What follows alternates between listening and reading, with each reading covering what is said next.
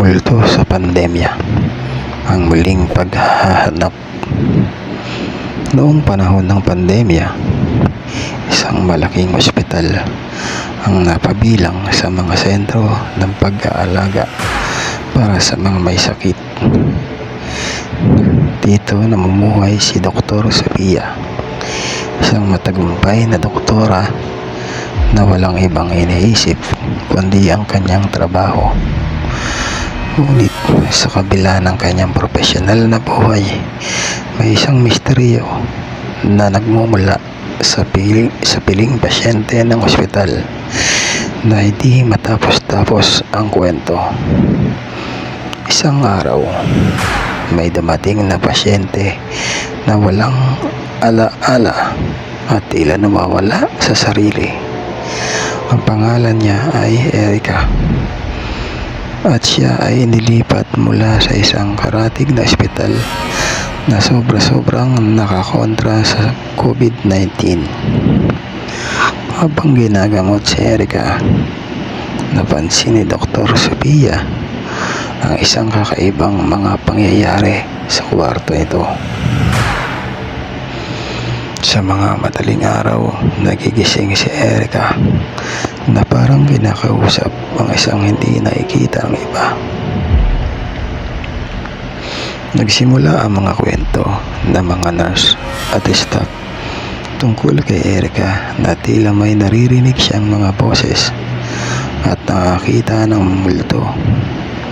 Sinubukan ni Dr. Sophia na i-explika ito sa pamamagitan ng siyensya at kahulugan ng pandemya. Ngunit habang tumatagal, naging mas komplikado ang mga pangyayari. May mga report na natatanggap na hindi lang si Erica ang nakakakita ng mga multo, kundi pati na rin ang ibang pasyente sa iba't ibang bahagi ng ospital.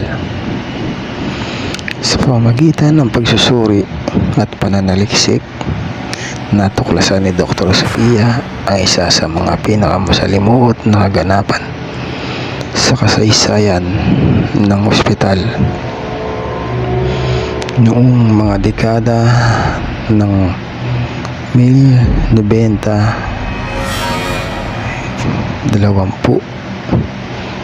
ang lugar na iyon ay isang mental asylum at ang mga pasyenteng may karamdaman sa pag-iisip ay inaapi at pinapabayaan. Isang flashback mula sa nakaraan. Isang batang lalaking pasyente minamaltrato ng isang nurse. Nakagapos ang mga kamay at paa dahil ito ay sobrang likot. Tinuturukan nila ng kung ano-anong gamot. Sumisigaw ang bata sa sobrang sakit dahil sa sari-saring gamot ang binibigay sa kanya. Pagpapalan niyo ako. Uuwi na ako sa amin. Nakabad kayo dito. Susumbong kayo kay Manny. Sambit ng batang lalaki. At nakalipas ang ilang buwan, binawian ng buhay ang batang lalaki dahil humina ng immune system niya dahil na rin sa sari-saring gamot ay binibigay sa kanya at hindi rin niya napakain ng mga masustansyang pagkain at hindi lang siya nakaranas ng mga ganitong klaseng pahirap. Sa ilalim ng pandemya, tila ang mga kaluluwa ng mga yumao ay nagpabalik upang humingi ng katatarungan. Sa tulong ng isang paranormal investigator, sinubukan ni Dr. Sophia na kumonekta sa mga multo upang malaman ang mga pangalan at kwento ng mga ito. Nakatulong ito para malutas ang kanilang mga hinanakit at pangarap na hindi natupad. Sa prosesong ito, natagpuan ni Erica ang tunay kahulugan ng kanyang buhay sa mundo. At sa pagtanggap nito, siya ay tuluyang gumaling. Sa huli, nagkaroon ng kapayapaan ang ospital.